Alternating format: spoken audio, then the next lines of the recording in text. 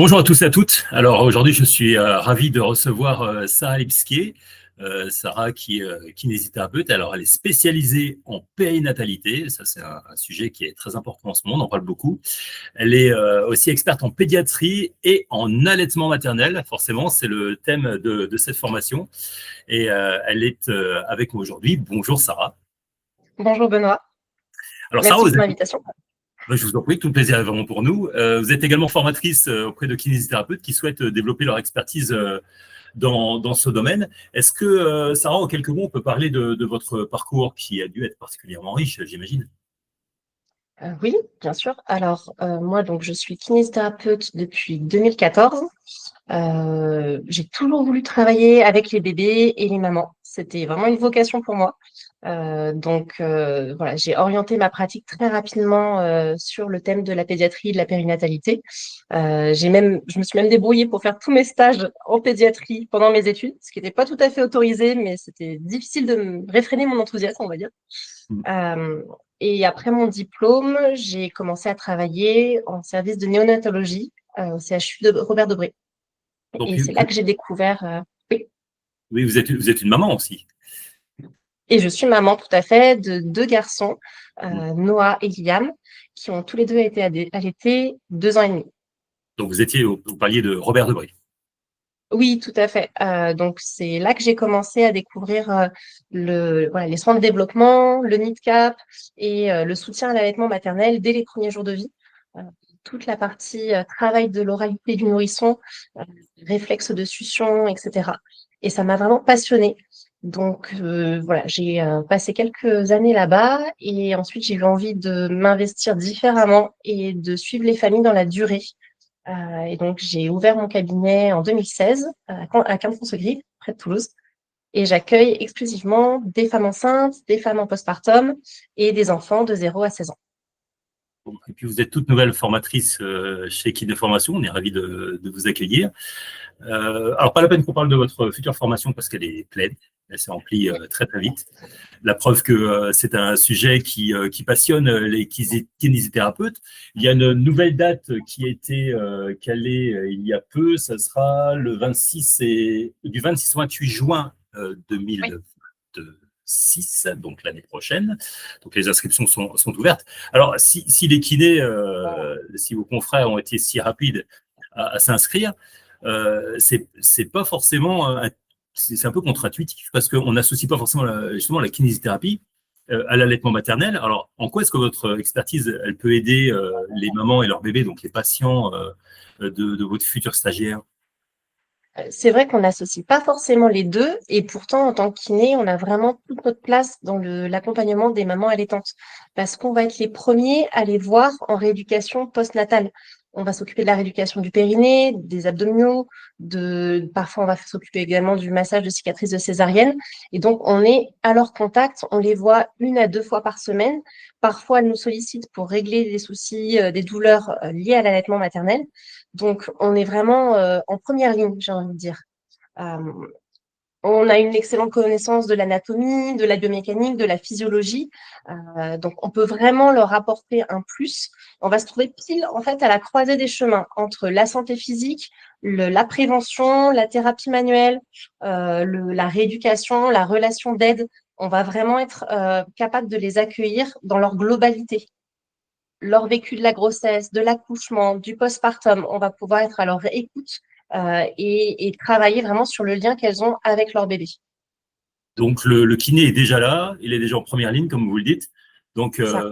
pourquoi pas, oui, évidemment, parler de l'allaitement. Puis vous insistez aussi beaucoup sur la prévention dans vos formations et sur l'accompagnement précoce. Alors, pourquoi c'est aussi important, justement, cet accompagnement et cette prévention?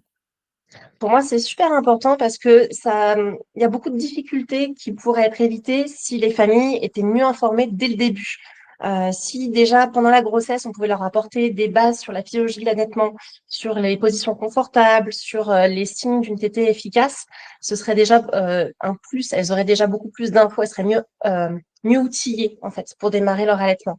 Et si après, en postpartum, on pouvait intervenir dès les premiers jours de vie pour voilà, résoudre des soucis de position, des problèmes de crevasse, d'engorgement, une tétée qui est douloureuse. ben, on pourrait tout de suite leur apporter ce dont elles ont besoin. Il y a beaucoup d'inquiétudes chez la maman au moment de l'allaitement? Ben, il y a souvent beaucoup de mamans qui sont inquiètes parce qu'elles ont envie de tout bien faire. Parfois, l'allaitement peut être plus que juste un moyen de nourrir son enfant. Ça peut être une façon pour elles de se réapproprier leur corps, de se réapproprier leur parcours de vie, leur devenir mère, en fait. Elles ont des fois vécu une grossesse difficile, un accouchement qui a pu être traumatisant. L'allaitement, c'est leur chance pour dire voilà quelle mère je veux être. Et forcément, ça soulève beaucoup d'inquiétudes parce qu'il y a des notions de prise de poids de bébé, est-ce que mon bébé va bien grandir, est-ce que mon lait va être suffisamment nourrissant, est-ce que je vais en avoir suffisamment. Et donc, elles ont besoin d'être rassurées et d'être écoutées dans leurs inquiétudes. Et nous, on peut leur apporter ça. Donc c'est pas un acte simple. Il y a beaucoup de symboles aussi qui tournent autour de l'allaitement. Concrètement, comment ça se déroule une consultation en kinésithérapie pour l'allaitement? Il y a un protocole simple. Est-ce que vous pouvez le décrire? Alors, je ne sais pas s'il y a un déroulement type dans ce genre de séance. Et donc au moment de l'accueil, par exemple, puis la mise en œuvre des outils de suivi que vous devez mettre en place, je présume. Oui, tout à fait. On va commencer par accueillir la famille, mettre en place vraiment une atmosphère détendue, apaisée. C'est super important que la maman se sente en confiance et en sécurité pour qu'elle puisse se confier sur les difficultés qu'elle traverse, sur ce qu'elle ressent. Donc voilà, on va commencer par poser les choses, les installer confortablement. On va faire une anamnèse, un bilan complet qui va vraiment nous servir de socle en fait pour le projet thérapeutique. Donc on va parler de la grossesse, de l'accouchement, des premiers jours de vie avec bébé, de la première tétée, des symptômes éventuels qu'elle peut avoir, de ce qu'elle a pu peut-être déjà mettre en place, des autres professionnels de santé qu'elle a peut-être pu consulter pour ces difficultés-là. Et ensuite, on va faire une observation de la tétée.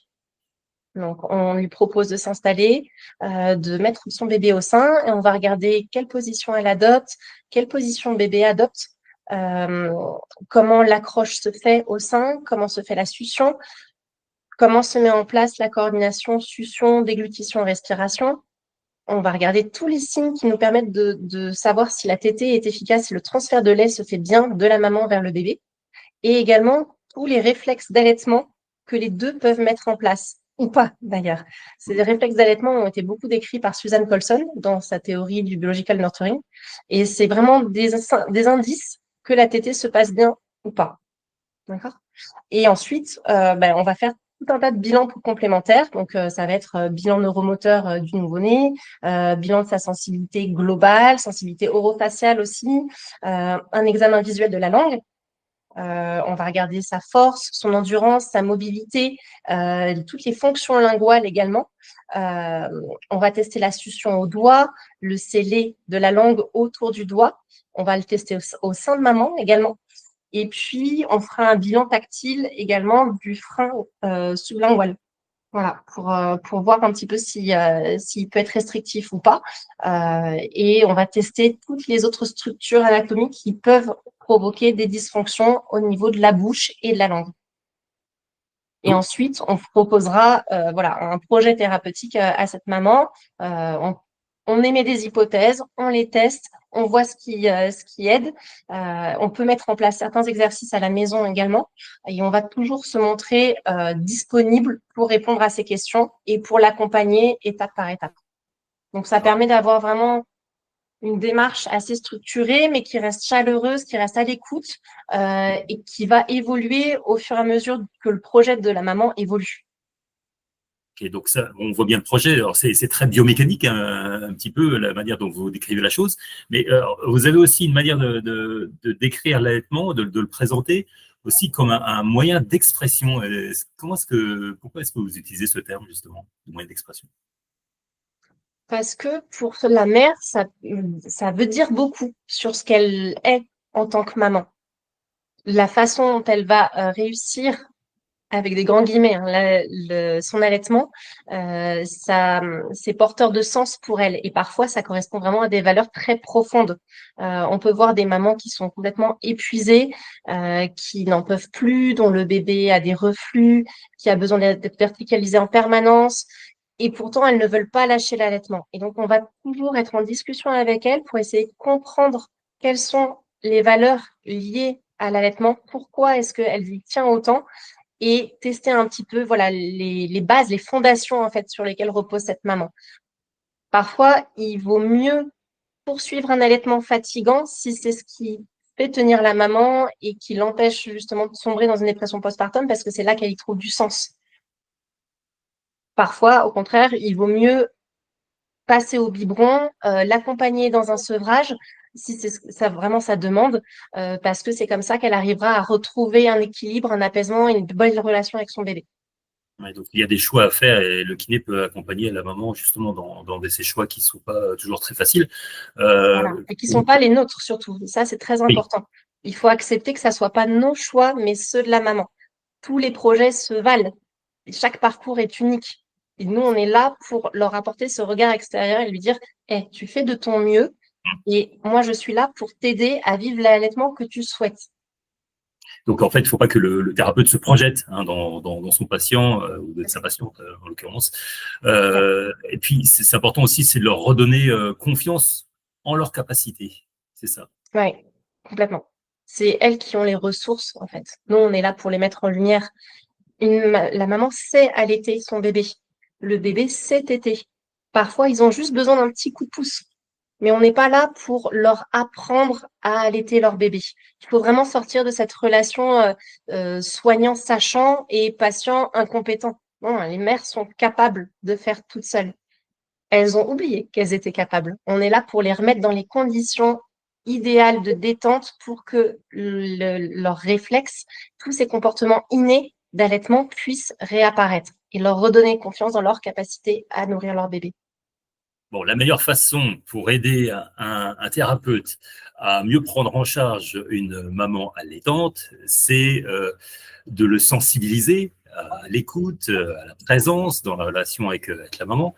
Alors, vous proposez forcément une formation, puisqu'on est en train de parler ensemble. Alors, en gros, qu'est-ce qu'ils vont apprendre, les kinés, pendant votre formation? Un petit peu tout ce dont on vient de parler à l'instant, je suppose. Ouais. Moi, dans cette formation, j'ai deux objectifs. Le premier, ça va être de transmettre les connaissances théoriques et pratiques nécessaires, donc toute la partie physiologie, anatomie, évaluation des douleurs, euh, bilan des fonctions linguales, etc. Savoir observer une tétée, savoir faire un diagnostic différentiel et proposer des traitements efficaces. Et mon deuxième axe de travail, mon deuxième objectif, ça va être de développer chez les stagiaires une véritable posture d'accompagnement, de vraiment qu'ils apprennent à privilégier l'être plutôt que le faire, justement, qu'ils arrivent à adopter les bonnes attitudes thérapeutiques, cette bonne capacité d'écoute, d'attention, de présence à l'autre. Alors, vous avez commencé à en parler, mais comment elle se déroule justement cette formation? J'y reviendrai avant. Il y a eu une possibilité de financement d'ailleurs par le FIFPL, preuve que Ouais. les pouvoirs publics considèrent que c'est une formation qui est importante, suffisamment importante pour aider au financement de cette formation. Je rappelle que le DPC, le FIFPL, c'est un des moyens de financer ces formations quand on est dans le domaine de la santé et profession libérale. Alors, comment elle se déroule en quelques mots cette formation? Ben, on va avoir des modules qui vont être assez pointus avec des échelles d'évaluation validées au niveau international, par exemple, avec des grilles de notation, avec des bilans, etc., des rappels anatomiques précis. Et on va avoir également des temps d'échange entre participants, des temps de réflexion sur notre propre relation à l'allaitement, sur notre posture à nous quand on écoute quelqu'un parler et que ce que nous dit la personne ne correspond pas à nos valeurs. Voilà, on va travailler vraiment sur cette notion de l'accompagnement et de la relation d'aide, telle que Carl Rogers l'a décrite. Vraiment, le fait d'être à l'écoute, d'être, comment dire, c'est l'humilité en fait du professionnel de santé qui se met en retrait, qui écoute et qui aide à faire émerger les solutions. Vous avez Voilà, donc cité ça, c'est plusieurs fois, quelque chose. c'est Carl Rogers, c'est ça? Vous l'avez cité plusieurs fois. Et c'est Oui, qui ce Carl monsieur? Rogers, du coup, c'est la personne qui a inventé le concept de relation d'aide et qui, du coup, a énormément travaillé sur ces notions-là et sur comment trouver la juste attitude, le juste recul par rapport à la personne qu'on souhaite accompagner, pour ne pas être dans la guidance, pour ne pas être dans le, comment dire, dans le, Dans le fait on n'est pas là pour leur dire ce qu'ils doivent faire, en fait. Tout à fait. Ok. On est là pour leur permettre de comprendre quelles sont les meilleures solutions pour eux. Voilà. Donc Accompagner, là, mais dans le cadre de l'allaitement. pas guider de façon stricte. Voilà, exactement. Donc, nous, en tant que kinésithérapeute, on est là pour aider les mamans à trouver les solutions qui leur correspondent le mieux. On est là pour les aider à mettre en lumière leurs ressources, mais on n'est pas là pour leur dire ce qu'elles doivent faire, comment elles doivent s'installer, comment elles doivent positionner leur bébé.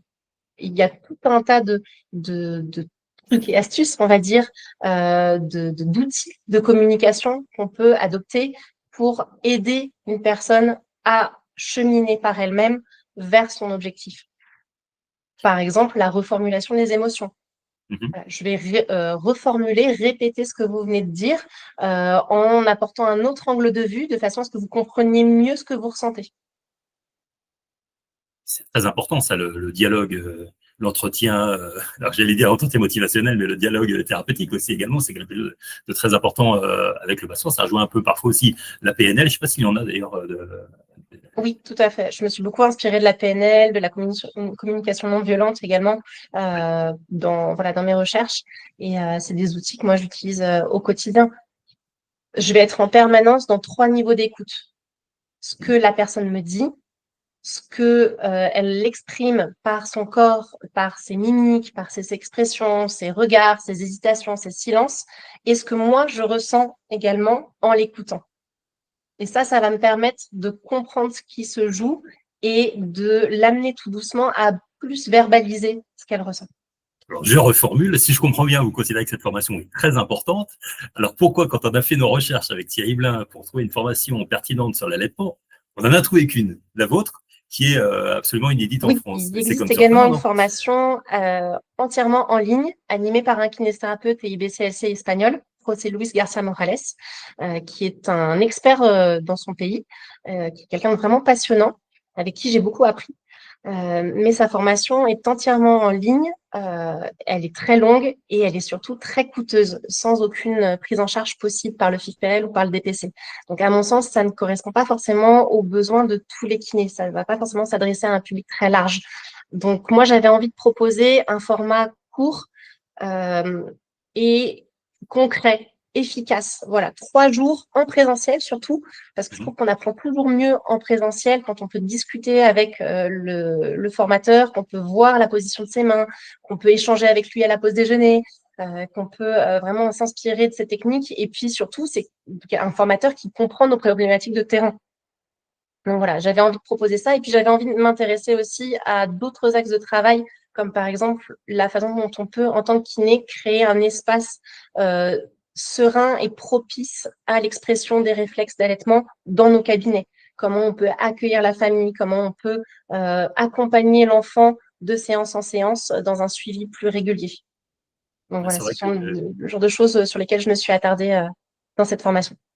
C'est vrai que de notre côté, chez Kiné Formation, vous êtes bien tombé parce que nous, on est très, très attachés au présentiel. On pense que dans le présentiel, il y a beaucoup plus d'informations qui passent en termes d'andragogie. Hein, c'est la version adulte de la pédagogie. Et c'est tout à fait naturel. Vous parliez tout à l'heure des pauses déjeuner. Bah oui, pendant les pauses déjeuner, il se passe beaucoup de choses. On échange énormément et il y a un flux d'informations qui est largement supérieur à un Ouais. e-learning.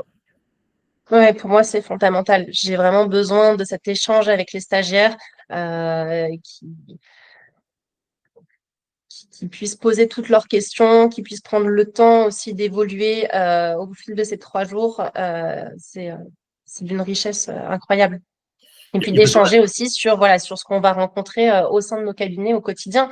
Je sais que par exemple, il y a beaucoup de kinésithérapeutes, surtout voilà, actuellement, qui se posent la question de mettre en place des actes hors nomenclature au sein de leur cabinet. On sait que la situation économique pour les kinés est de plus en plus difficile. Là, on va en parler dans cette formation. Il y a tout un module qui s'intéresse justement à comment on va mettre en place concrètement ces consultations d'allaitement maternel dans nos cabinets, comment on peut mettre en place des ateliers de prévention pendant la grossesse, après l'accouchement, etc. Bon, et D'un point de puis, vue cadre légal. oui. Il n'y a pas besoin d'avoir de prérequis particuliers. Hein. En fait, faut juste être qui. Il n'y a pas besoin d'être spécialisé ou avoir une spécificité dans la pédiatrie. Tout à fait, c'est ouvert à tout le monde. Tous les kinésithérapeutes diplômés peuvent s'inscrire, quelle que soit leur expérience en pédiatrie ou leur parcours de formation. Au contraire, je pense que plus il y aura de kinésithérapeutes formés à ces questions-là, et meilleur sera le soutien qu'on peut proposer aux mamans allaitantes. Je pense que si on veut inscrire notre démarche dans une vraie politique de santé publique, il faut former le plus possible de monde. Et ce ne sont pas des connaissances qu'on va apprendre dans notre formation initiale. Donc, on va forcément aller les chercher en formation continue. Et je pense que, voilà, moi, mon rêve, ce serait que toutes les mamans puissent parler de leur allaitement avec leur kiné. C'est un beau rêve, d'ailleurs, ça se voit que vous êtes particulièrement passionné. Expert et passionné, il y a tout pour faire une très très belle formation. Je rappelle que la prochaine aura lieu à Paris, mais elle est complète, donc inutile de s'inscrire. Par contre, celle d'après, ça sera au mois de juin, entre le 26 et le 28 juin. Donc ça sera chez Kiné Formation, rue Campagne Première, dans le 14e arrondissement, que vous connaissez bien. D'ailleurs, le 14e arrondissement, vous ne serez pas dépaysé. Oui, tout à fait. C'est vrai que c'est un bel endroit. Vous vouliez rajouter quelque chose en particulier, Sarah, suite à cet entretien? J'espère que cette interview donnera envie aux kinés de s'inscrire et d'en savoir plus sur ce sujet qui, moi, personnellement, me passionne. Et voilà, je pense qu'on gagnerait tous à être plus informés sur l'allaitement maternel parce que ce sont des belles histoires de vie et de belles rencontres qu'on peut faire en accompagnant les familles et les petits bouts. Merci beaucoup, Sarah. On vous retrouve aussi sur les réseaux parce que vous publiez beaucoup. Et ça, c'est important. Ça montre aussi votre passion pour le sujet. Donc, J'essaye. C'est ma façon d'accompagner les gens en dehors des murs de mon cabinet. Exactement. Merci beaucoup, Sarah. Une très belle journée à vous. Bonne journée. Au revoir.